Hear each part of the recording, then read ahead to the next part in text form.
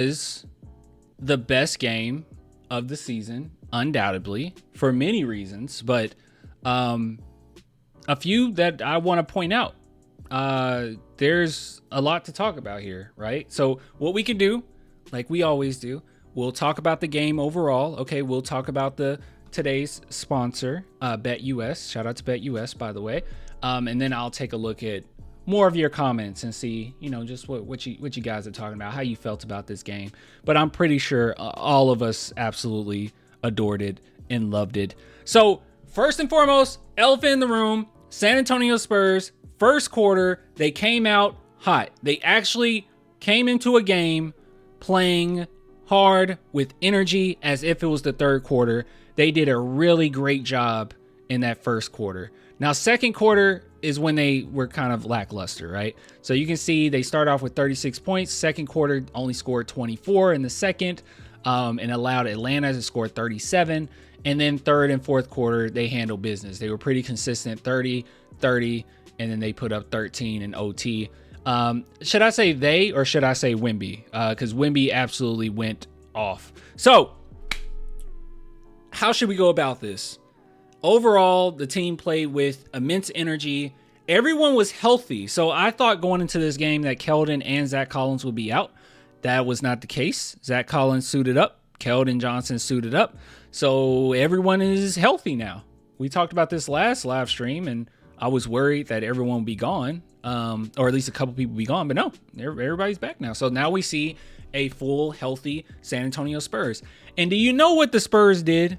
This is something I brought up. I don't want to toot my own horn, okay? I don't want to toot my own horn. But you guys remember, I said something. Someone in the chat. I am going to look at the chat for a minute. I said something over the past several days. I don't know if it was the past week. Several days. And I said, I think the Spurs should do something when it comes to the first quarter. Does anybody remember what I said? That what they should do to fix this first quarter issue? So you did say that? I did say that. Do you remember exactly what I said? Start Sohan. We've always started Sohan. Everyone thinks like start for sale. Thank you. Start Devin, start for sale, start Devin, play Devin. Yes. So finally he's back in the starting lineup, and you can see here it definitely helped. If anything, it puts more pressure on the opposing team. That you can't just key in on one player because he is a threat. And we know for a fact that Devin Vassell, when he's on the scouting report, they're saying don't leave him open, right? Undoubtedly. And in this game, he went 5 for 7. He was basically perfect from 3. That's what we really needed. I mean, the slow starts, that's really what it comes down to. Now, unfortunately, the beginning of the second and when you have to change things up, you can see that the Spurs suffered quite a bit going in the second quarter. But overall, I think that hot start is very important. And then you can just kind of hold your own the best of your ability in the second. We're going to win quite a few games, right? Because the Spurs have been a really good second half team. So I'm not worried in that stretch at all. But starting, yes, that's what they decided to do. I actually was on the side of starting Castle over Chris Paul. But Castle offensively, he definitely struggles right now. I don't think that this is going to hurt his chances as rookie of the year or anything. I think he's undoubtedly going to be rookie of the year. But, at the same time, he struggles. He struggles sometimes. And there's a turnover here or there that you're like, ooh, that was pretty bad. But this game particularly, he only had one. So going through every single player, I guess we should just go through every single player. Jeremy Sohan, I am so happy that all the haters have been hush hush. I'm so happy that they've been quiet. I know that a lot of people will say, well, Clan, you're only talking highly of Sohan because he had a good game. But you know what? It's been consistent. Even in Spurs losses, he's had good games. And it's not crazy statistics that I'm looking for. Just watch the games. Pay attention to his tenacity. Pay attention to the opposing team and how flustered they get. DJ Hunter had that crazy great dunk on Wembanyama, which was really good. I mean, let's not act like DeAndre Hunter. Let's not act like DeAndre Hunter's dunk on Wemby wasn't impressive. It was. I know Wemby got there late. It doesn't matter. It was a really good dunk, and he was very angry, and he risked the tech, right? The reason why that was risked was because Sohan was getting on his skin all game. Like, if you paid attention, he was getting at him, picking on him the entire game. And Hunter was pretty irritated. So, you got to walk the walk if you're the San Antonio Spurs, right? You got to walk the walk when you have Sohan on your team. But with that being said, he's the most consistent piece that we have. I think that he's been phenomenal, basically all the years he's been here. And I also think that the point guard experiment did help him quite a bit, right? He seems a little bit more comfortable in his ball handling, decision making. He's just more comfortable. He's more confident. So it's there. People can say that it didn't work. It doesn't matter. None of it matters. But I don't think that that's true. I think it definitely matters. I think it definitely matters. And he was great in this game. And I also want to bring this up as well. And I said this before. 42 wins. I'm sorry. 42 minutes. 42 minutes. The coaching staff knows, and this happened with Pop too. Coaching staff knows he's the most consistent piece we have. He's the most versatile piece we have. And he might end up being the best conditioned player that we have, because he can do this night in, night out. That is not easy. Over 40 minutes is insane. It's too often than not that I've seen him be able to do that. Wish we had 42 wins. We're gonna have 44 by the end of this season. But yeah. Anyways. And last thing I'll say about Sohan, because you guys know I gotta rub it in a little bit. There was also this narrative this season, actually, that Sohan doesn't fit with Wemby. I know, shocker, crazy. They say Sohan is clouding up. He's just in the paint. He's just crowding up the paint. Wemby can't get to the paint. Pay attention to these games. Wemby does not attempt to get to the paint too often. There's too many times where he takes outside shots, which it's not horrible, especially in this game when you go basically 50%. It's not horrible in a game like this. But there were key moments in this game near the end where we wished, and we'll get to Victor in a minute, where I wished personally that he would just cut to the basket. And it was a play in particular where Chris Paul pointed to him to cut, and Wemby took a three they didn't have to take, right? But no, Wemby likes being around the perimeter. It has nothing to do with Sohan crowding up the paint. I guess just anything to blame him has nothing to do with that. All right. And also, Wemby had 42 points. So Jeremy Sohan and Wemby can coexist. So let's not act like that's a crazy concept. They can coexist. All right. They can coexist, in which Wemby put up 42 points. No one held back Wemby, all right, from scoring.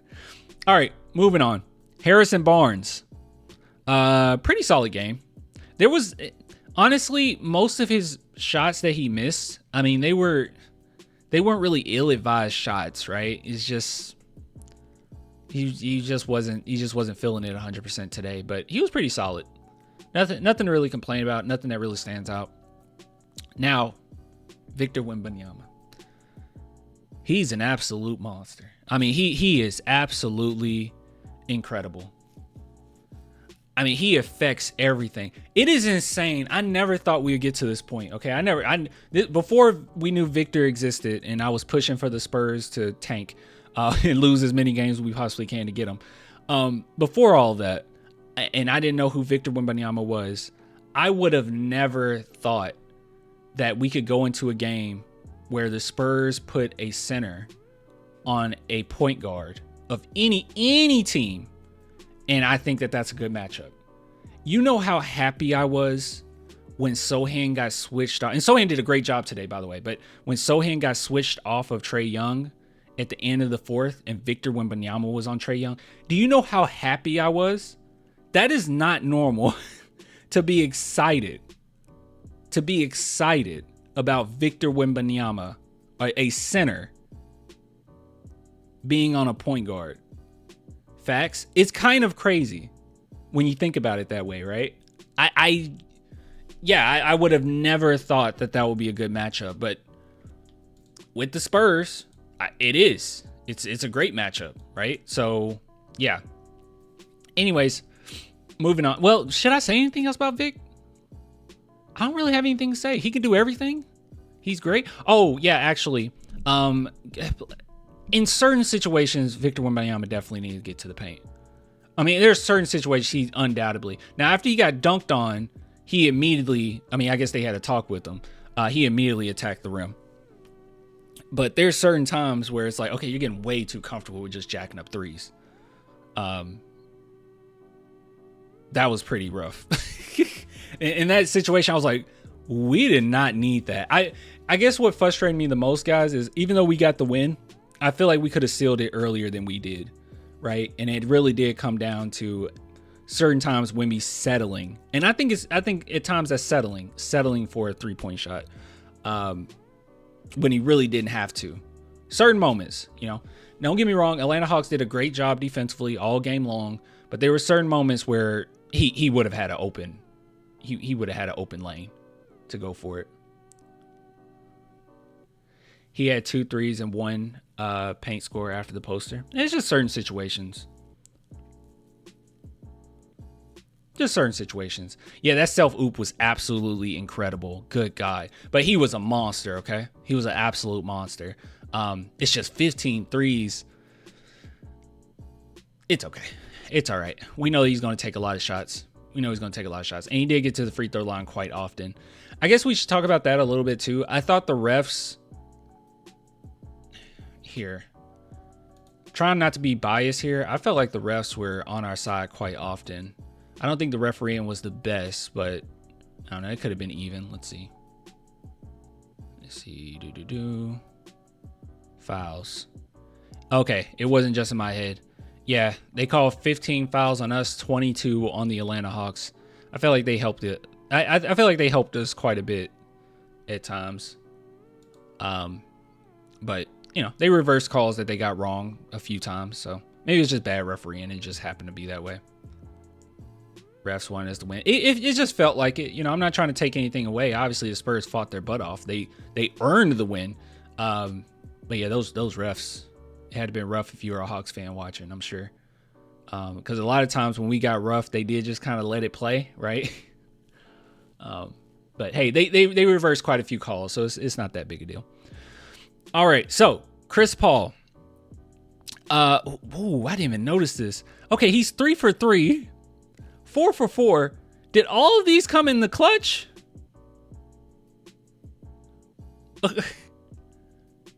Because I could have sworn he hit like 3 clutch shots at the end. I feel like all of his shots came in the clutch. But, you know, we talked a little bit about this last season, right? That the Spurs just don't have the experience to finish. You know, they just don't have the pieces to finish. And Chris Paul, a lot of times last season, we were in a lot of close games in the fourth quarter. And I thought the addition of Chris Paul and Harrison Barnes, they're going to make sure that we finish strong, and Chris Paul has been doing that, right? There's been more often than not where, yeah, he might not be doing all the heavy lifting, but at the end of the day, you know, he's there to make sure we close it out. But another thing too that I think he doesn't get a lot of credit for is his defense. Chris Paul is a really good defender, and I think too often people just see like that he's small and like, oh, he's not the. But we don't include him when we talk about our really good defenders. Chris Paul is a good defender. He's a fine defender. He had 4 steals in this game and a block. I don't recall the block. I'll be honest with you guys. I do not recall the block. If someone want to bring up the block for the chat, that'd be cool, but I don't remember it. But 4 steals, just did a solid job. He was plus 17 along with Victor Wembanyama being plus 17. Devin Vassell, he did Devin Vassell things. And once again, chat, what did we say? There was a certain number that I want him to get to every single game, without exception, even if he only hits one of them. And that's 16. Did I say that? 16. And he hit that mark. He put up 16 shots, exactly. I need 16 or more. He's the most talented scorer we have on the team, period, right? All right, maybe we'll say the most talented shooter we have on the team, period. So, yeah, you need to take 16 to 20. I will live or die by that. Even if you're having a poor game, put up at least 60. You said 17? No, did I? I could have sworn I said 16. 16, 17, what's the difference? You know, 16, 17, what's the difference?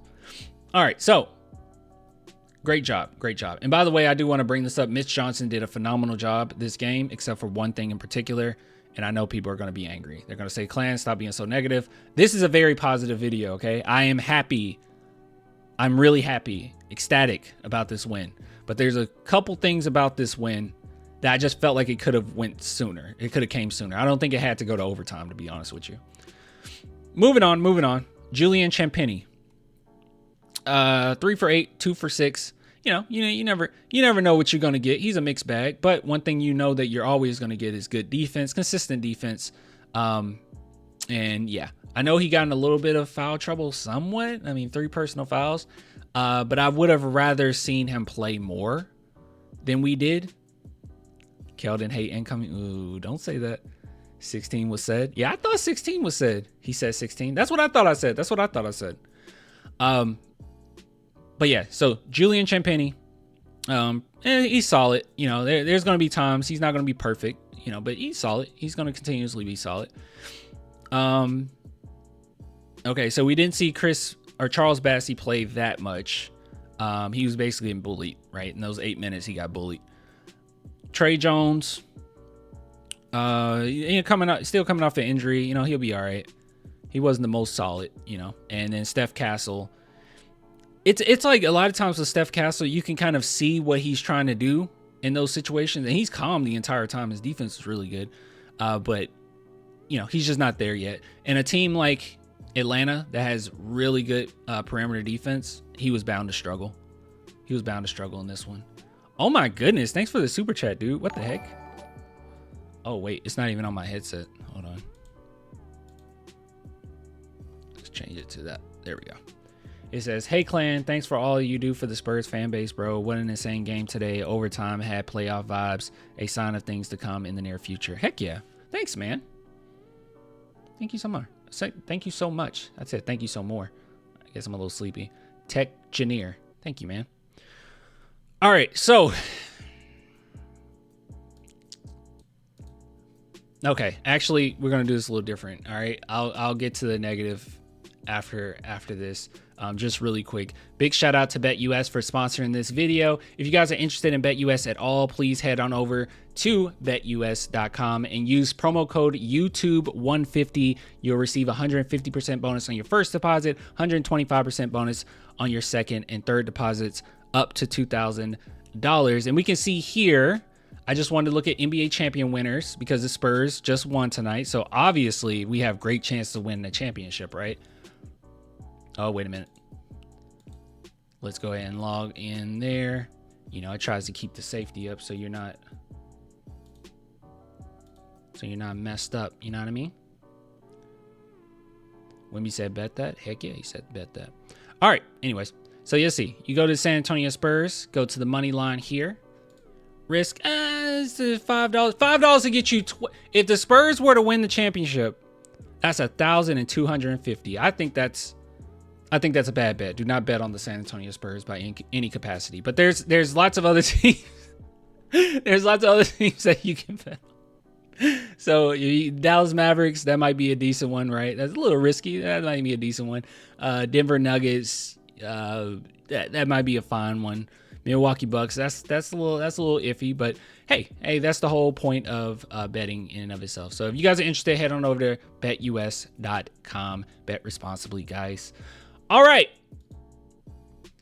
The negatives. You were about to call it a good bet.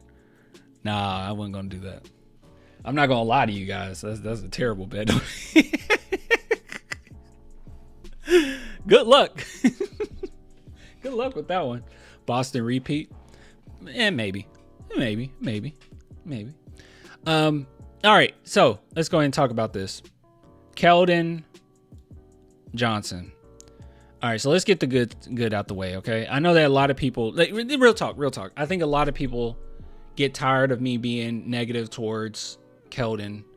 But at this point, and I said this before, Keldon is who Keldon is. I'm not going to sit back and be like, he needs to change this and he needs to do this.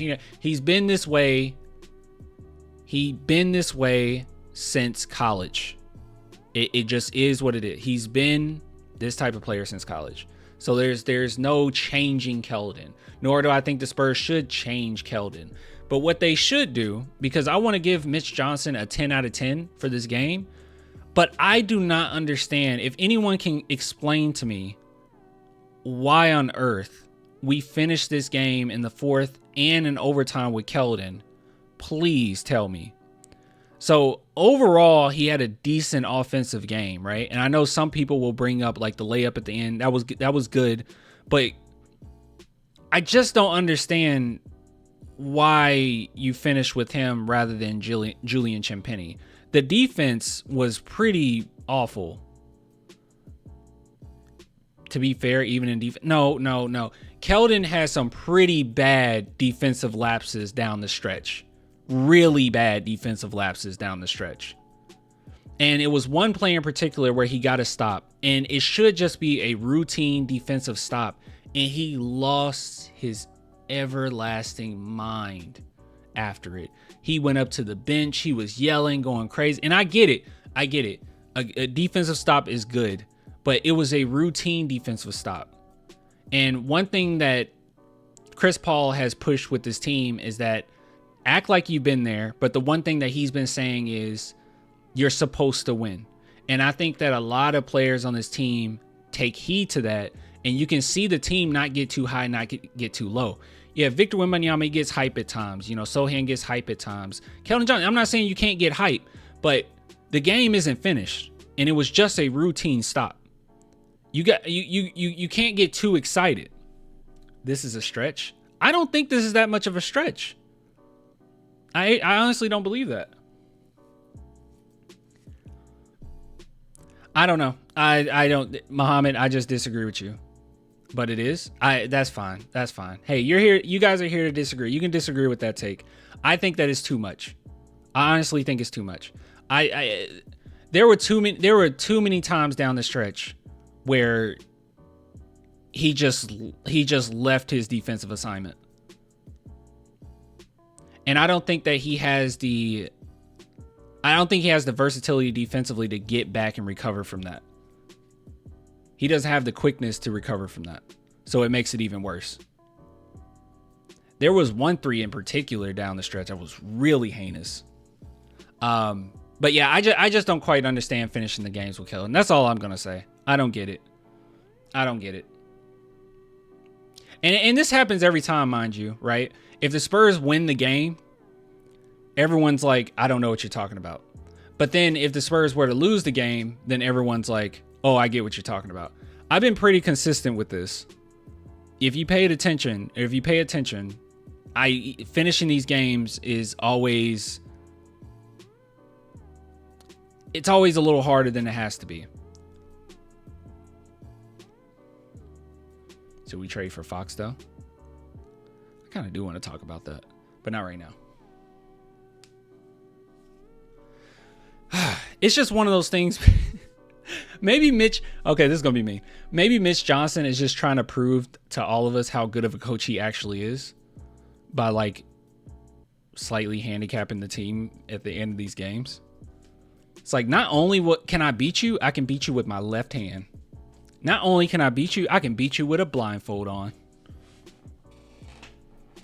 I don't know. Not only will we win, I'm a dribble with my feet. You can't beat me. That's just how it feels. I'm trying not to be mean, but I'm sorry, guys. The defense is bad. It's bad. It's really bad for no reason. If that's your guys' argument that you think Keldon Johnson was playing better defense than Julian Champagnie this game, sure, I guess. I don't agree, but I guess. I just think down the stretch you'll get more utility out of Champagnie finishing the game. Even Steph Castle, even though he's not the best scorer in the world, I just think defensively you get more out of it. And I'm not blaming Keldon for this game extending. It was quite a few factors. I thought Wemby settling for a three in certain situations where, you know, we're up by one was just too much. When you have an open lane to the basket, I thought that was quite frustrating. And then I think Keldon Johnson finishing the game is just not a good look. Left hand mentality. Hey, he got that Mamba mentality, man. Not only can I beat you, I can beat you with one shoe. Well, I don't even need my second shoe. I can tie my shoelaces together. And we'll still win. I don't know. That's mean. Okay, I probably should have said this before, but I already know when this video gets uploaded, there's going to be a lot of people angry in the comments. Keldon Johnson is a fine player, and I think as someone mentioned in the chat, he's great for when you absolutely need a basket. I agree with that. I just didn't understand down the stretch what you needed out of Keldon, right? I feel like the 3-and-D threat of Julian Champagnie is fine, but I don't really think there's anything that Keldon would have done in this game better than what we would have seen from Julian Champagnie. And I constantly feel that way down the stretch, mind you. Now, I do think that Keldon overall is a better player than Julian Champagnie. It's just situationally, I don't think he's that great. And a lot of times people are just gonna praise. They're just gonna praise when we win, right? But as soon as the Spurs lose, everyone will agree, like, oh yeah, I don't know what he was. It's like the game was so hyped that you probably just didn't notice, to be honest. And like I said, routine stop, lost his mind. I'm a Keldon Glazer and I agree, clan. Well, thank you, Huncho. Thank you, Huncho. He should not be closing out games. I don't understand it. And it just seems like, okay, you just act like you've been there. That's all. You got to act like you've been there, all right? You got to have that type of mentality. When you win, let's lose our minds, all right? And maybe if it's a poster, right? I'm not mad at Hunter for getting hype on Wemby, right? But maybe if it's a poster, yeah, let's lose our minds, right? You hype right now. But a routine defensive stop, you're supposed to do that many times. Funny enough, I probably should mention this too. Funny enough, I don't think Keldon is the worst one-on-one defender. He's not a good one-on-one defender by any means, stretch of the imagination. But I don't think he's the worst one-on-one defender. He's a bad team defender. I think that's the worst. I think that's the worst element of Keldon on defense is his team defense.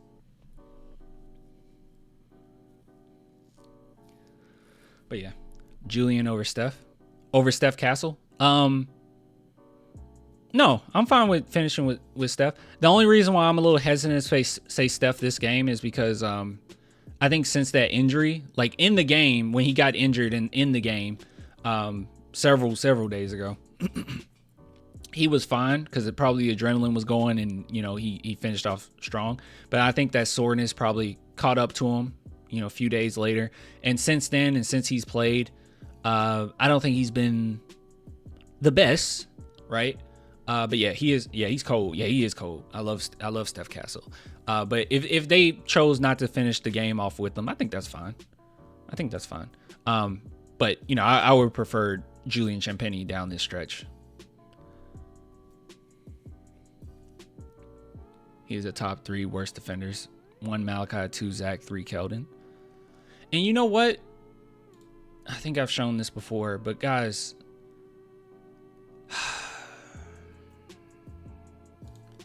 let me go ahead and bring this up. I don't just have these things saved, right?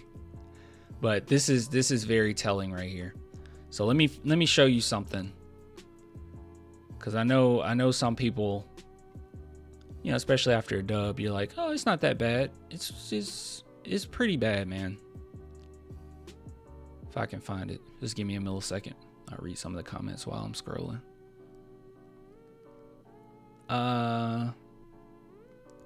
Keldon is loyal though. He is loyal. I'm not disapproving. I just said trust the coaches. If Keldon finishes the game more than Juju, we live with the results. I think you can disagree with the coaching staff on certain occasions, right? Lord knows that everyone would disagree with Pop in certain situations. I mean, I didn't trust Pop is the greatest coach of all time, but I didn't trust Pop taking Duncan out of the game in 2013. I didn't trust that. I didn't trust the coaching staff with that. You know, they can make mistakes. They're human. Yeah, here we go. So this is 5 players. So, and this is back in November 22nd. So it might have changed a little bit. You know, it's been about a month now. But this was up to November 22nd, near the end of November. And it was 5 players at that time with a defensive EPM below negative 2.0 and a true shooting percentage below league average. And Keldon was right there with Sarr, Giddey, Clowney, and Keontae George. And that's not good. That's not a good look, especially when these players are much younger in their careers than he is. And I don't know, just with statistics like that, I just don't understand closing out games. I don't get it. Forget about this stat. You brought it up last time. All right. Okay. All right. I know everybody's excited. I'm excited too. This was a great win, you know, just trying to plead my case a little bit. But I do love Keldon. I think that he is a great team guy. I think that he is a personality-wise, he is the Spurs, right? He perfect culture, or he fits perfectly in the culture. He's dope. Just don't finish off games.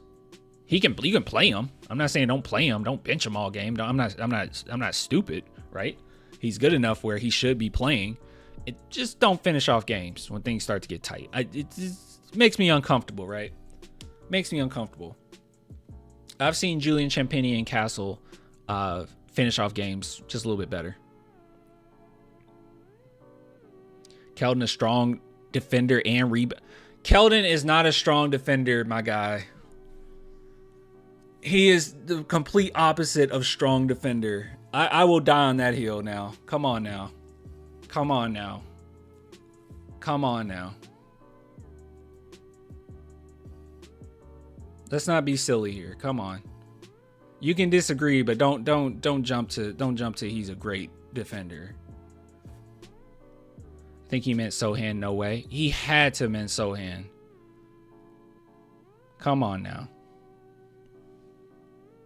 I would shed a tear if he left. If Keldon Johnson left the San Antonio Spurs, you already know he's getting a Dear Keldon video. Although I don't think he will really appreciate it with how mean I've been lately. But maybe you guys appreciate it. Like I said, I'm a Keldon Glazer, but Keldon is below average at defending. Yeah, he's not a good defender. And I just think that when you don't have to have a below average defender in the game down the end of the stretch, I don't, why do it? I'm not leaning in the end of these games. I'm not leaning on Keldon Johnson to score a basket for us, right? You don't have to lean on him for that. You're literally going to, I mean, if anything, he's going to be the 4th option. Like you don't have, if that's the case, then just play Julian Champagnie. Vic is going to be the 1st option. Devin is going to be the 2nd. Maybe Sohan or Chris. Honestly, Chris Paul might be the 3rd. Sohan might be the 4th. He's going to be the last option. I'll leave it alone. I'll leave it alone. I think you're hyping Julian's defense way too much. Julian Champagnie's a better defender than Keldon Johnson. That's my only point. I don't think Julian is like an elite defender or anything. Right? I don't think Devin Vassell is an elite defender. I don't think either one of those guys are like great defenders, but they're average, if not slightly above average. Trae Young has 0 rebounds. It was going to be really difficult for Trae Young to get any rebounds in this game. He had 16 assists, though. I didn't realize that. Jeez. Sheesh.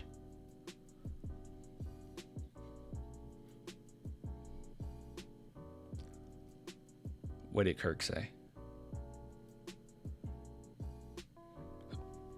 My argument is Keldon needs to play in important moments to be traded. Yeah, I don't know. Kirk, you're right. I think we're ramping his trade value. And everyone said that last year too, though. Julian is above average defender, but a solid shot blocker, just like Danny Green. Yeah, And I won't say Julian Champagnie is as good as Danny Green, because I think that, especially Danny Green is in his prime. But Champagnie's young, right? He's young. How old is Julian Champagnie? 23. I thought he was 24. He's younger than I thought.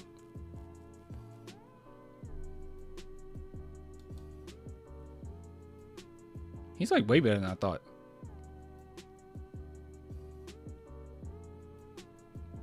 Yeah. All right. Sorry for being negative, but this game was awesome. This game was absolutely incredible. Two players we have not. I think it's Mitch Johnson, man. I think he's just, with his coaching, he's just not that high on these players. He's really kind of taking control of the lineups that he wants right now. Blake Wesley and Malachi Branham, we are not seeing much Blake Wesley and Malachi at all. I don't know, guys. I'm starting to wonder what the future holds for these two. We already know the team's going to look substantially different next season, but Malachi and Blake, not seeing any of them. So, I don't know. All right, I'll read a few more and we'll get out of here. At least with this segment, I will play Harrison Barnes instead of KG. Yeah, that's an KJ. Yeah, that's another option as well. I didn't even bring that up. Yeah, Harrison Barnes, Julian Champagnie, Steph Castle, and then I would go to. I mean, I'm just being honest with you guys. I'm not hating. There's no reason to not like Keldon. I like Keldon Johnson.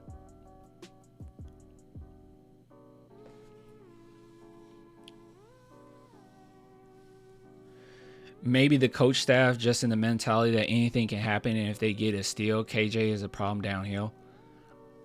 I don't think that they're thinking that way. But even if they were, like, why would you roll the dice? The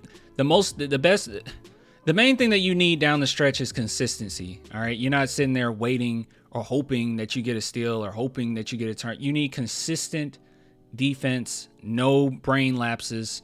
And I thought defensively there were brain lapses with Keldon on the court, as it always is.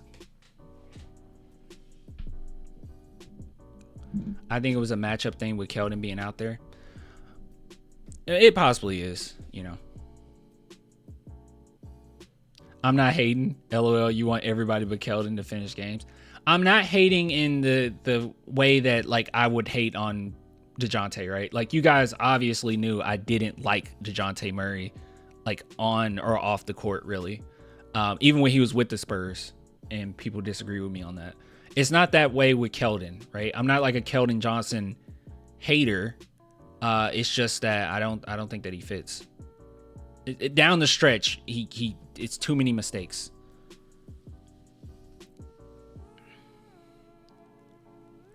Yeah, he did, Huncho. Huncho says, I watched highlights of Keldon in high school. He played the exact same way since back then. Yeah, he's not gonna change the way he plays. I mean, that's why the Spurs got him. Is the type of player he is, the type of energy he brings, and going downhill. He's always played like that. He's not gonna change it now. There is no change in it.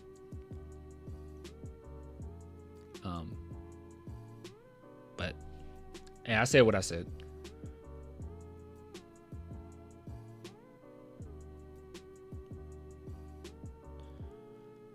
All right. Anything else you guys want to add to the conversation? As much hate as you feel like I bring Keldon's way, don't worry. I'm going to get plenty of hate for this video, I'm sure. Or this segment. Keldon played good defense tonight. I don't think he did. Team defense, that is. I thought his team defense was pretty bad. His team defense is terrible, but I love him most of the time. Yeah, it's the team defense. The one-on-one defense is not as bad. I will say that. It's not as bad. It's just the team defense. He'll overhelp or he'll commit way too hard. It's sloppy every single time. And it's always him. He's the main perpetrator in these games. If you don't believe me, just watch. Hopefully they don't keep doing this, but down the stretch, just pay attention to if Chris Paul is out there with them. Pay attention to Chris Paul's reactions defensively if we give up a three.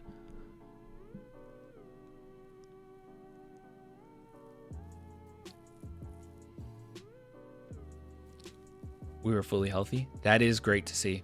We were fully healthy, and they still didn't play Zach Collins. I'm sure a lot of people are happy about that.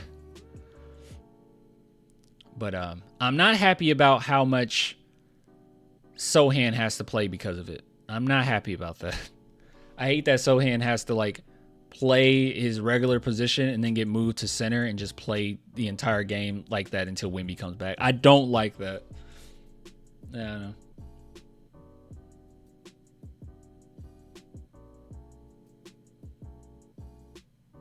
Chris Paul is always at a point where Keldon should be out yapping on him to not switch on someone else. I think I know what you're saying. Just pay attention, man. I know after a win we all hype, but pay attention. Yo.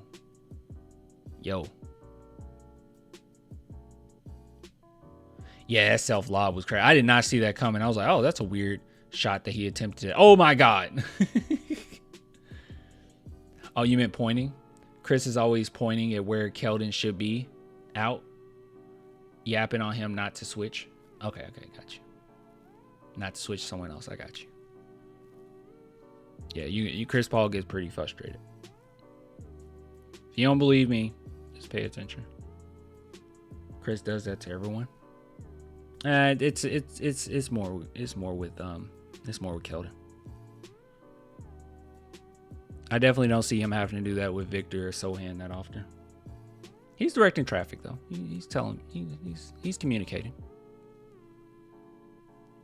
KJ would fit if his scoring consistency off the bench like a 6-man is supposed to do.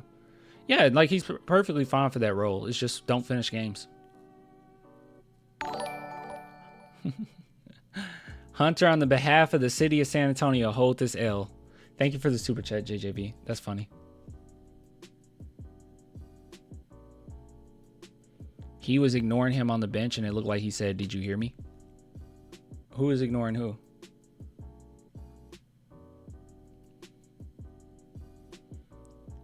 Keldon ignoring Paul? I didn't see that. I don't think he would have ignored him.